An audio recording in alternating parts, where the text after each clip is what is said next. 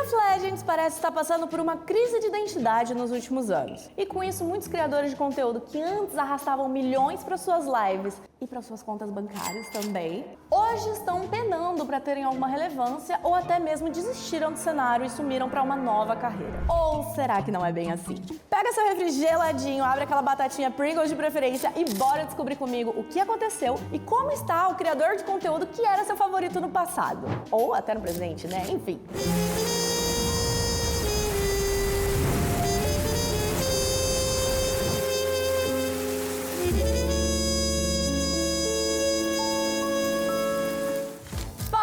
Aqui é a Taiga, você já conhece o nosso caso à parte, velho de guerra. Mas a boa notícia é que agora ele tá muito luxo e vai estar muito mais presente aqui no meu canal a partir dessa semana. Sempre trazendo muitos conteúdos sobre League of Legends, cenário competitivo, tretas, mas também muita coisa do universo nerd. Outros jogos, filmes, animes e tudo mais. Agora com um cenário muito mais luxuoso, novas temáticas e bastante histórias de League of Legends, principalmente pra você se inspirar. Ou ouvir uma fofoquinha. Mas enfim, vamos embarcar nessa máquina do tempo de Taigão da Massa e ver pra onde foi parar essa gurizada que, assim como eu, que vivi e transpirei o que era a época de ouro do League of Legends Brasil. Ai, filho da... Onde eles foram parar? Bora nessa? Faz muito tempo desde a última vez. Deixa eu ver se eu ainda sei. Ladies and gentlemen. Lá em 2011, quando a internet era tudo mato e você estava tweetando coisas bem questionáveis, bom, começou a se popularizar no Brasil um joguinho asiático lá de 2019, que era grátis, levinho, baseado em Dota, conhece? É claro que eu tô falando de Tibia. Brincadeiras à parte, o LOLzinho da massa estava começando a se tornar um monstro dentro da comunidade brasileira de jogos competitivos. E com ele surgiram os primeiros pro players a ganhar notoriedade, como Mylon, Eza, Takeshi. E é claro que o destaque dessa primeira parte do vídeo é o Yetis, um dos vovôs do LOLzinho do Brasil, né? Matheus Vieira, ou Yetis, começou a surgir no cenário de LOL lá em 2011, quando ele se destacava como mid laner da equipe Worldwide Wipers. E depois em 2012, defendendo a equipe VTI Nox, conquistando nada mais nada menos que o segundo lugar no Campeonato Brasileiro. Você lembrava desse fato Yetis pro player? Pois é, bebê. Em 2015, depois de anos de sucesso de cenário e ainda uma das referências como pro players no Brasil, o Yetis surpreendeu todo mundo ao anunciar que estava deixando a sua equipe, a J-Op. E ele ia se dedicar exclusivamente a virar streamer, que, bom, gente, era bem novidade. Na época, ele pegou todo mundo de surpresa e ninguém entendeu por que ele tinha feito isso. Mas anos depois, ele foi pra um podcast e explicou tudo o que havia rolado. É tipo assim, eu sou uma pessoa no sentido de... Sei lá, eu não vou falar que eu sou um cara injustiçado, mas é que até 2015 ali, quando eu ainda tava jogando CBLOL, logo depois que eu parei depois do primeiro split de 2015, que eu já nem queria mais estar jogando o jogo, porque eu não gostava da galera que eu jogava. Por N motivos, né? Não vou falar que, tipo assim, acho que o comprometimento era o principal dele. A mudança simbolizava uma virada de foco, de atleta competitivo para criador de conteúdo. Cara, eu não... Tipo assim, jogar competitivo é uma parada que, assim, eu acho que eu sou uma pessoa que gosta muito de competir. Na época, eu era um adolescente igual todos os outros, ego inflado. Então, sei lá, eu já não via meu time com um certo nível de dedicação que eu tinha. Eu já ganhava um dinheiro fudido fazendo stream. Então, tipo, pra mim, era meio sem sentido jogar competitivo. E hoje o Yetis tem uma comunidade bem ativa nos seus canais de streaming, totalizando mais de 1,5 milhões de inscritos em suas redes sociais somadas e com uma boa frequência de vídeos, postando com boas visualizações. Vocês conhecem o Etola, né, gente? O cara é bom, o cara é bom. Sua playlist mais celebrada, com certeza, são as Vral Análises, que também é minha favorita, onde ele analisa jogos de voluntários que pedem pra serem esculachados em vídeo, quer dizer, ensinados. Sobre a sua mudança brusca de pro player para streamer, o Yetis diz que foi uma decisão pensando na sua qualidade de vida. E um spoiler aqui vindo pessoalmente de Taigão, essa questão de ser pro player ou criador de conteúdo lá na frente se tornou uma questão para vários pro players, porque o Yetis mostrou que esse caminho era bem rentável, sabe? Os caras que estavam ali tentando jogar o competitivo, o que eles estavam tentando era jogar competitivo. Eu já tinha uma carreira fora daquilo ali. Eu posso estar perdendo meu tempo jogando um campeonato com pessoas que não querem jogar pra eu ganhar um salário que, mano, pra mim na época já era medíocre. Sim. E, tipo, eu posso estar fazendo stream, que eu faço a minha rotina, eu não preciso conviver com esses caras. Eu posso focar no meu trampo do jeito que eu quero, fazer minhas coisas. Mano, não preciso morar numa casa com um monte de gente. Porque na época era game house ainda. Mano, Sem qualidade de vida. a minha qualidade de vida ficava uma merda. Eu olhei e falei, cara... Eu lembro que eu não entendi nada quando você decidiu isso naquela época. Eu fiquei, por que ele fez isso? Era literalmente, tipo assim, cara, eu tenho um negócio que faz completo sentido e um negócio que, tipo, eu gosto de competir e tal, mas, tipo assim, eu quero competir com esses caras. Aí eu falei, não... Pra mim, tipo, sei lá... Além disso, ele já falou diversas vezes que tem um tipo de estilo de vida mais reservado, que quase não sai de casa, porém a vida de pro player exigia uma bateria social que simplesmente ele não tinha. A minha rotina quando eu tô querendo streamar é literalmente, eu durmo, eu streamo, hoje em dia eu vou pra academia e só isso. Eu não faço absolutamente mais nada. Eu não saio de casa, eu não aceito convite para nada. Hoje em dia, a única coisa que me tira de casa é tipo assim, eu vou pra academia. Ah, te vi em tal lugar. Mentira, mano, que eu nem saio. E ainda vem todo divo, diz que não tem arrependimentos, apenas mudaria uma coisinha aqui e outra ali na sua carreira. Maior arrependimento da vida porque quero jogar LOL? Não. Tipo, me arrependo de pouca coisa na minha vida. Eu acho que a coisa que eu mais me arrependo é não ter tentado diversificar meu conteúdo por ser meio preguiçoso. Mas pra quem tá estranhando a atitude do Yex de ficar de saco cheio de morar numa casa cheia de nerd, bom, como eu já comentei, isso virou uma questão, então essa história vai se repetir por aqui nesse vídeo, tá? E por falar em um jogador que saiu das trincheiras do game profissional e foi se aventurar nas áreas pantanosas, nosso próximo perfil tem a trajetória parecida com o do Yex, mas também não poderia ser mais diferente. Se o Yex tinha um perfil mais reservado e gostava de focar no jogo mais do que da sua persona como streamer, esse aqui, bom...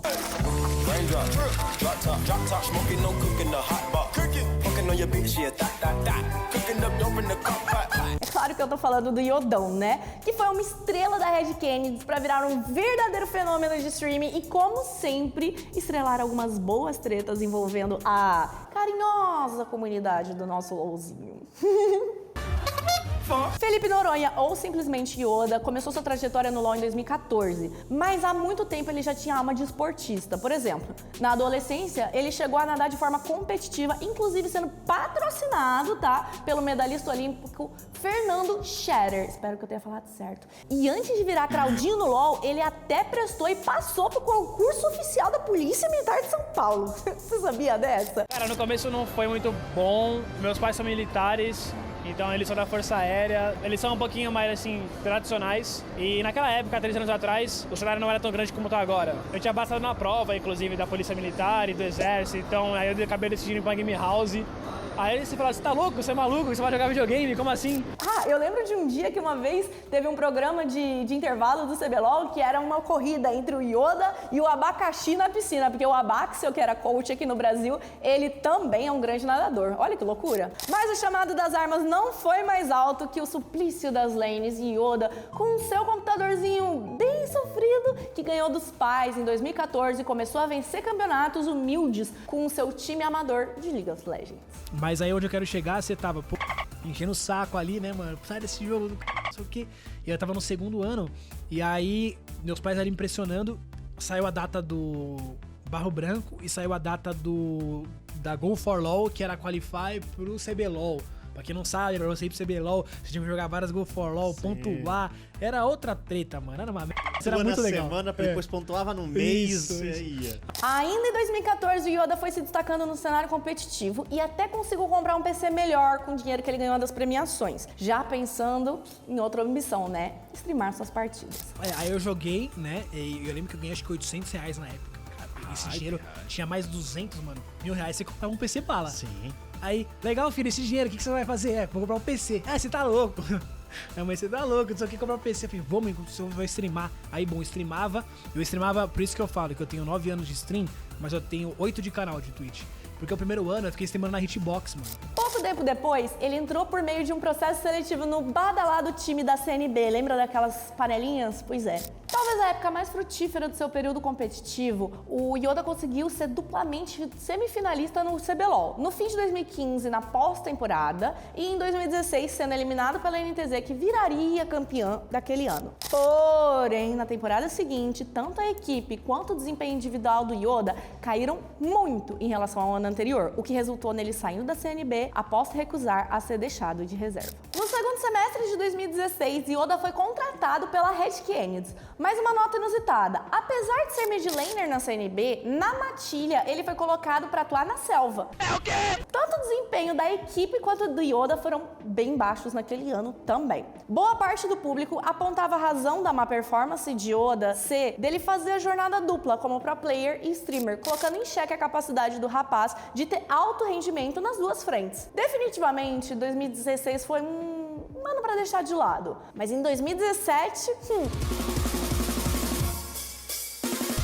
Olha isso, gastou flash, tenta acertar o combo. Nossa senhora, vai levando olé pra Jolé e como sendo eliminado pelo Yoda de Chia. Com 2016 morno, a Red Canids e o Yoda ainda tinham um relacionamento, digamos, conturbado. Bom, o Yodão foi colocado na reserva, né? E ele foi colocado para dar espaço ao Talkers, que tinha vindo ali da INTZ já como um nome de peso, ele já era tricampeão do CBLOL. Diferente dos outros membros da antiga NTZ, eu acho que eu dei um pouco de sorte, porque o meu time acabou clicando mais rápido, a gente deu certo mais rápido e acabou que a gente ainda não perdeu um jogo por causa disso. E a Cade e a NTZ tiveram tropeços, demoraram um pouco mais para se darem bem juntos.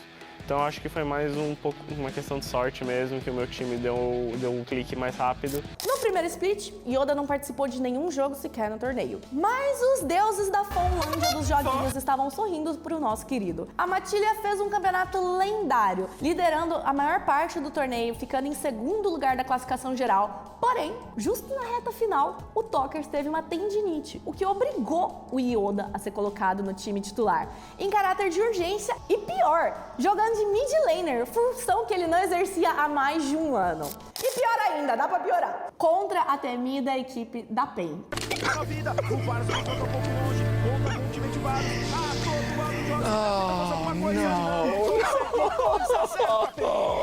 Que fazia um campeonato brilhante até então. Tinha tudo pra dar errado. Yoda jogando, estreando, né, entrando como titular, um jogador bem conhecido, mas que tá sem jogar na Rota do Meio há 408 dias.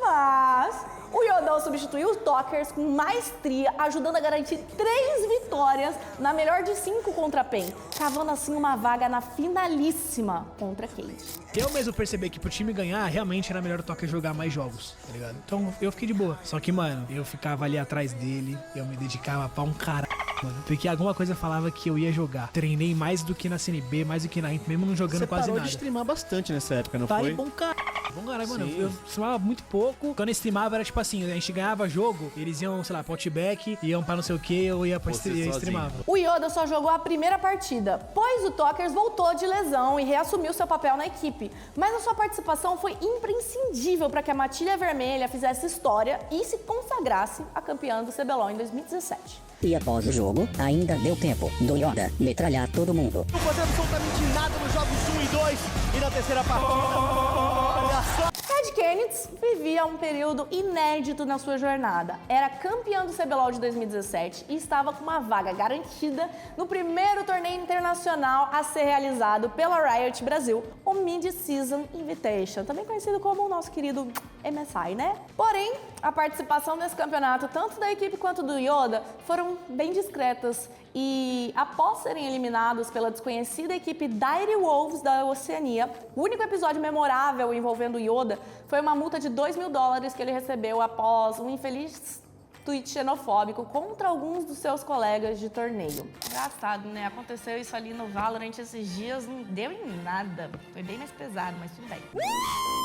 Pouco tempo depois, Yoda surpreendeu a todos, postando um vídeo de adeus à sua equipe e declarando que havia se aposentado do cenário competitivo, pois, nas suas palavras, ele estava no limite. Quero falar os motivos de eu estar parando de jogar. Não posso dizer que eu vou aposentar ou não, mas eu tô parando de jogar. Quando você começa a jogar, quando você é jogador, a galera consegue sempre só olhar pro lado bom, mas existem sim algumas coisas negativas. O primeiro é o estresse da rotina. Não é algo impossível de fazer, mas é uma rotina que exige muito foco naquilo. E eu tenho vários projetos para tocar. Antes mesmo dele abandonar o cenário profissional, Yoda já tinha muita experiência com o streaming das partidas de LoL, pois muito tempo antes de sequer pensar em disputar o CBLOL, ele já tinha juntado dinheiro dos prêmios de competição, lembra? Para comprar um PC pensando em streaming. Se o pessoal se amarrava com as estratégias e jogadas boladas pelo Yodão na época de pro player de LoLzinho, ele se mostrou um verdadeiro monstro quando embarcou em tempo integral na carreira de streamer, usando a inteligência e a criatividade para conseguir cativar e crescer a sua comunidade.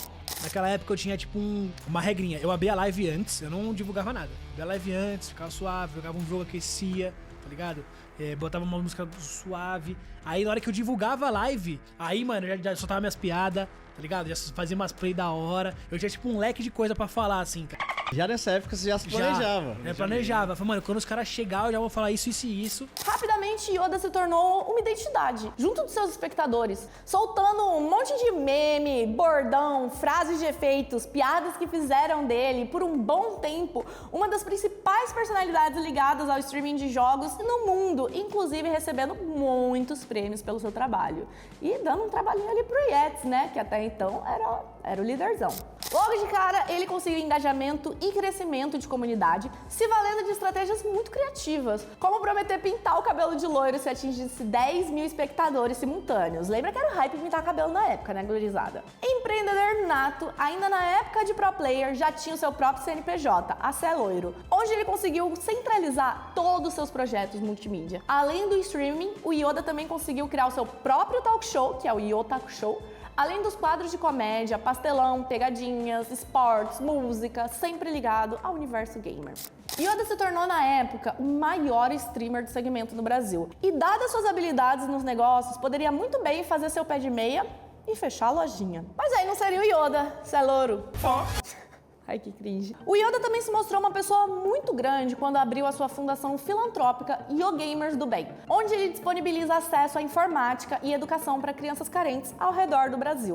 Ele foi e ainda é um gigante que merece toda a fama que obteve no longo da sua carreira. Mesmo já bem estabelecido financeiramente, ele ainda mantém seus canais de streaming com boa média de visualização, horas, frequência, e hoje as transmissões de jogos são apenas um divertimento entre a vida de empresário e a vida também de um homem de família, que ele tá bem casado.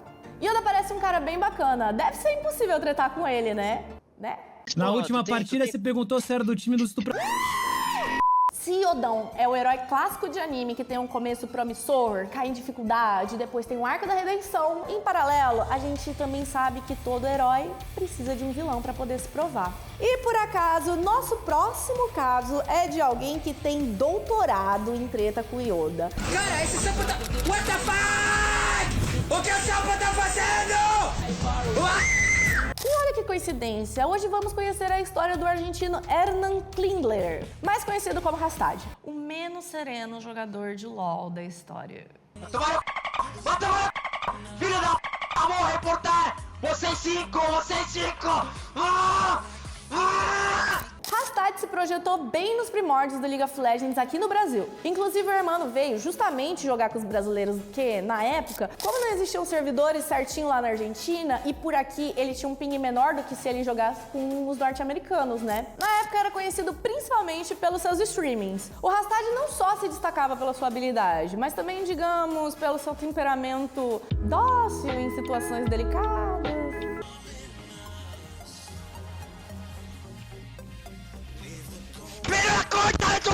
Aqui no Brasil ele começou a se destacar pegando algumas partidas no Raelo com gente do calibre de BRTT, AXT, enfim, e o Yoda que a gente já citou. Nessa época que começou a relação entre Hastad e Yoda, também conhecida como Hastrab. E não durou muito pra ela acabar também. Antes dos dois terem qualquer relevância no cenário competitivo ou de lives, o Yoda e o Hastad eram bons amigos, jogavam juntos, se ajudavam. Até que um dia o Hastad veio ao Twitter, começou a dar diretas e indiretas em cima do Yoda, falando que ele era arrogante, que a fama tinha subido a cabeça, que tinha se tornado uma pessoa até mesmo sem caráter. Eita, nós vai ter barraco agora. E como o Rastad teve o ótimo senso de postar isso no Twitter e o lance tinha se tornado público, o caso acabou envolvendo até a namorada de Yoda, que na época era Aline Faria. Havia muitos rumores que Rastad tinha inclusive se envolvido com a então namorada do Yoda, o que levou a internet à loucura. Foi assim, a fofoca do ano. Inclusive, quando eu cheguei no cenário, esse babado ainda era um babado, tá? Faz 7 anos. Rastad, pouco tempo depois, até fez um vídeo dizendo que tudo não passava de mal entendido, mas até lá, cara, a fama de talarico já tinha mudado. No momento eu comecei a falar com a Aline, a causa de que eu ficava triste com minha ex e eu era amigo da Aline e precisava a opinião de uma mulher, então eu falava com ela. Eu nunca tive intenção de pegar ela, eu nunca tive intenção de talaricar, porque eu não sou talarico. Como eu confiava nela, ela confiava em mim. Ainda confiamos, ainda somos amigos e falamos. Então ela começou a falar os problemas dela também, e como eu era amigo do Yoda e eu era amigo da Aline, eu tentei arrumar as coisas. Yoda teve que abrir uma live, falar que não ia alimentar esse tipo de treta, falando que não ia mais tratar do assunto, frustrando toda a arquibancada de motoboy de treta. Mas enfim. É aquela coisa, tipo, eu poderia, por exemplo, agora jogar ventilador, falar, Rastad, você falou mal de mim, não, porque a Caju fez isso, fez aquilo. Aquela coisa, tipo, eu nunca quis prejudicar ninguém. E eu nunca vou prejudicar. Qualquer atitude que eu tomar agora, qualquer coisa que eu falar agora, vai ter hate, vai ter gente que vai apoiar. Pra não ficar, tipo, alimentando isso tudo. Primeiro eu quero, tipo, pedir desculpas a vocês. Eu acho que eu devo desculpa a todo mundo aí que me acompanha. Segundo, eu quero pedir desculpa pra todo mundo aí que veio aqui querendo treta. Porque não vai ter treta, eu não quero isso. Detalhe que, anos depois, a Aline Faria, já longe do mundo dos games, que hoje em dia ela trabalha, acho que com conteúdo adulto, ela disse em uma entrevista que nunca traiu o Yoda. E, na verdade, o Yoda quem tinha colocado os chifres nela. Esse tipo de história acontecia bastante, ainda acontece. Tem vários traiu, não traiu, e, na verdade, quem ficou de traidora que é a Corna. Mas, enfim, deixa abaixo. O pessoal tinha suposto que eu tinha traído ele. E, na verdade, não foi bem essa história. Na verdade, a corna fui eu. E eu tenho provas, tem uma menina que me mandou mensagem no Facebook na época, né? Que a gente usava bastante. E ela me mandou falando que tinha ido com ele pro motel, que ele tinha falado que tava solteiro pra ela, só que na verdade ele tava comigo. Depois disso, os dois pararam de jogar, de streamar junto, cada um foi pro seu canto. O Rastad aproveitou essa notoriedade treteira que ele tinha ganhado justamente pra inflar o seu personagem de jogador aqui da rede, que de certa forma força essa persona raivosa em suas lives de gameplay e tal. Cara, o sapo me tá trolando ao vivo, por quê? Apesar de muita gente achar ele forçado, outras achavam bastante engraçado. E o fato é que o Rastad ele conseguiu se firmar ali no panteão dos streamers mais populares da cena da época, com seu personagem estouradinho. Mas será que era personagem mesmo? Gurizada, agora a gente vai falar de uns assuntos meio sensíveis, como abuso emocional, físico e preconceito racial. Então, se você tiver algum gatilho com isso, pula aí na timeline pro próximo capítulo do vídeo, que o negócio vai ficar um nível mais baixo agora. Depois de toda a treta com o Yoda, o Rastad continuou trilhando seus caminhos nos streamings, se destacando não só como habilidoso jogador de LoL, mas também se arriscando em outros jogos como Valorant, CS, jogos que fugiam um pouco ali da sua zona de conforto, mantendo seu status como um dos principais streamers do Brasil, mas sem deixar seu temperamento explosivo durante as gameplays. E foi justamente numa partida de Valorant que o Rastad deixou de ser aquele streamer excêntrico e passou a ser alguém com um comportamento realmente problemático. Não. Quer uma bang? Não. Que nada, mano. Que... Peraí. Tem uma reina aqui pro lado também. Posteriormente, alguns fãs relataram que já tinham observado esse tipo de comportamento em lives anteriores. Ia falar algo, mas depois ele ia falar de racista, tá ligado? E gurizada, daqui pra frente o baque foi grande. A sua empresa Slick perdeu todos os patrocinadores e contratos, vindo a encerrar as atividades pouco tempo depois. Para piorar ainda mais, uma ex-namorada de Rastad, Vanessa Oliveira Rios, registrou um boletim de ocorrência contra o argentino, acusando ele de agressões verbais, físicas, de ameaças de morte e de privá-la da liberdade. Rastad teria agredido ela verbal e psicologicamente com ofensas constantes como puta, depósito de preta, suja, e cancerosa. 07, Dá 12 aqui. Gurizada, eu acho que isso aqui tá ficando meio barra pesada demais. Mas basicamente o Rastad foi cancelado, voltou pra Argentina, hoje não tem 10% da audiência que ele tinha e tá tendo até de streamar cassino online, enfim. Foi uma decepção. Eu mesma, quando entrei na cena, achava que Rastrab podia voltar, que ele podia ser uma pessoa legal e aquilo era mal entendido. Mas não, ele mostrou que menina Bora pro próximo, que esse vídeo tá ficando muito dark, eu não quero desmonetizar o meu canal. Estamos chegando na reta final do nosso vídeo e eu quero saber se você está curtindo o novo e reformulado Caso à Parte. Tá muito chique, né? Valoriza o meu cenário. O pessoal deu maior trabalho pra fazer, ó. Então faz favor, já deixa um comentário aí sugerindo melhorias, pautas pra programas futuros, quais assuntos você quer ver aqui e tudo que seu coração mandar. Quase tudo, vai, vamos manter unido. E por favor, não deixa de curtir esse vídeo e se inscrever no canal pra valorizar esse tipo de conteúdo que é super produzido e dá um baita trabalho, precisa de uma super equipe. Palmas pra nossa equipe maravilhosa. Solado! E sem mais delongas, vamos ver se a gente descobre por onde anda o Seven. Streamer que foi gigantesco 10 anos atrás, mas parece que deu um tempinho pros streamings. O Seven era um menino de Nilópolis que trabalhava fabricando pipas e que começou a streamar lá no comecinho da cena de LoL no Brasil e conseguiu estourar com seu jeito carismático, sendo que o conteúdo que ele produzia era principalmente de entretenimento. Mama, vai cachorro, me mama. Ou seja, deixando aquela competitividade um pouco de lado. Ele fazia partidas e vídeos hilários do lado de Muka Muriçoca, Kami, Dilde, Chevy, que rendiam muitas risadas mesmo. Rapidamente ele construiu uma comunidade enorme, com quase 2 milhões de inscritos naquela época, o que fez com que ele atraísse marcas de renome para parceria e até a equipe PEN, que o contratou como streamer oficial, mesmo que a equipe fosse uma força justamente na área competitiva, ele no entretenimento, entendeu? Bom, por volta de 2018, Seven disse num vídeo que começou a mudar o foco do seu conteúdo para partidas ranqueadas, com um perfil mais competitivo, e isso acabou tirando bastante o seu foco do entretenimento, coisa que fez ele desistir da live, porque ele tava ficando saturado de conteúdo de performance, que nunca tinha sido seu forte, né? Aquela famosa busca pelo elo, para algumas pessoas faz sentido, para outras, nem tanto.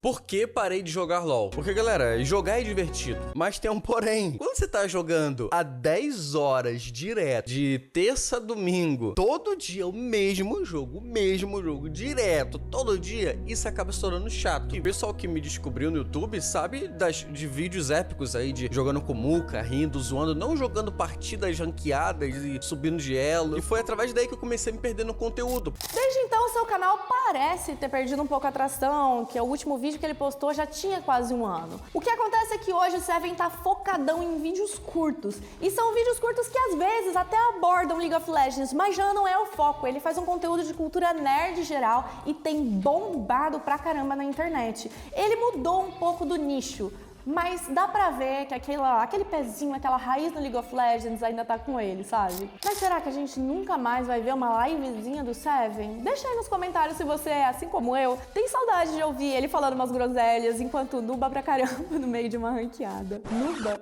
Nossa, desenterramos essa palavra, mas enfim.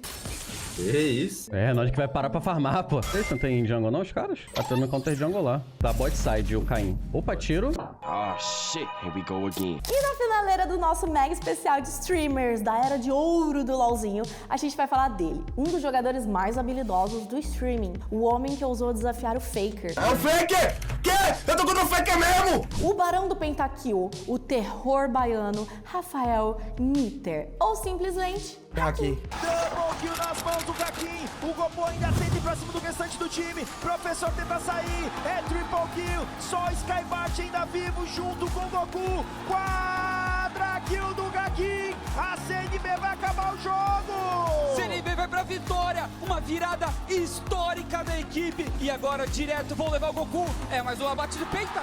Penta kill do Gakin. CNB.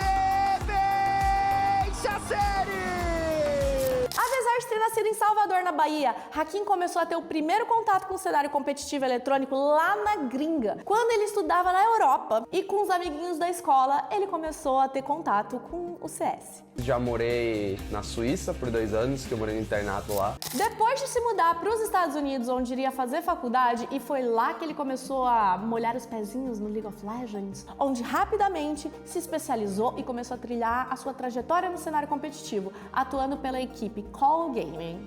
E eu também morei 2 anos nos Estados Unidos, que eu fiz 2 anos de faculdade lá. A época era 2015. League of Legends já tinha se tornado um verdadeiro gigante do cenário brasileiro. Vendo aí um mercado fértil para brilhar, o Hakim trancou a sua faculdade de medicina lá na Califórnia, também por conta da alta do dólar, e voltou para a pátria amada. Chegando aqui, ele entrou na rota do meio, na famosa equipe Bigods, no circuito desafiante, segunda divisão do LoLzinho, que agora ele voltou, né? Vocês estão ligados? Com meta de subir pro CBLOL, que é a primeira divisão.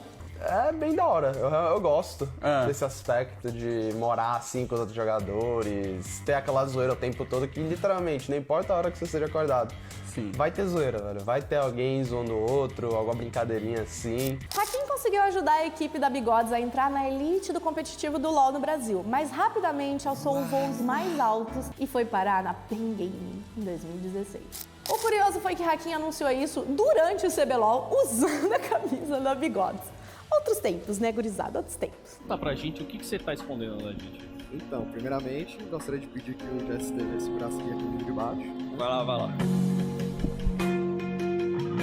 Olha o microfone, meu Deus do céu. Foi? Lá vai.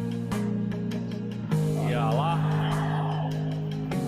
Aqui o novo jogador da PEN Gaming, Hakim. O Hakim substituiu nada mais, nada menos que o titular Kami na XLG Cup e depois em 2 partidas na primeira etapa do CBLOL de 2017, onde ajudou a equipe a ganhar os 2 jogos. E assim, como basicamente todo mundo dessa lista, o Hakim chegou a um momento onde a falta de perspectiva e baixo retorno financeiro começaram a pesar. Então anunciou que estaria dando um tempo do cenário competitivo e se dedicaria ao streaming de jogos na internet. Falei pra você que esse questionamento do Yetis ia perdurar? Pois é, menina. Na época, ele postou um vídeo emocionante de agradecimento à equipe.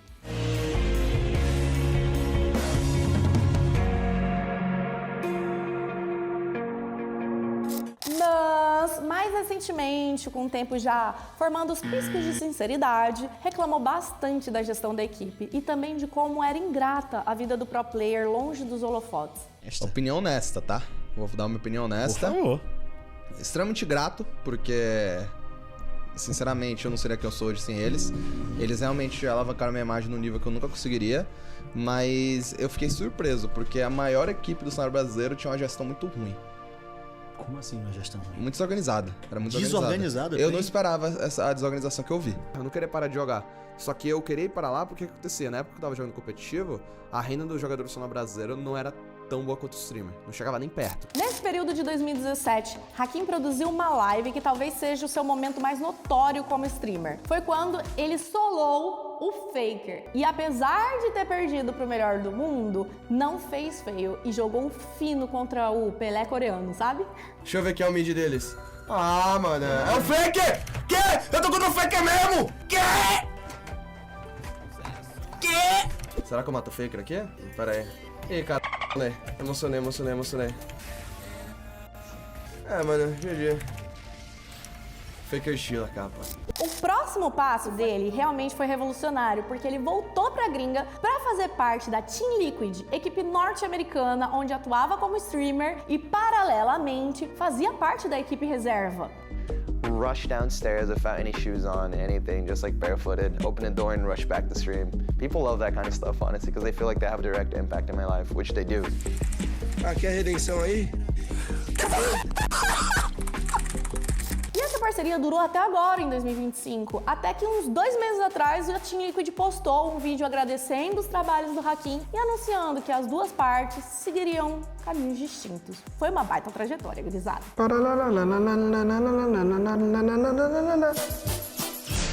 A quinzeira vai dar aquela descansada. Valeu? Falou!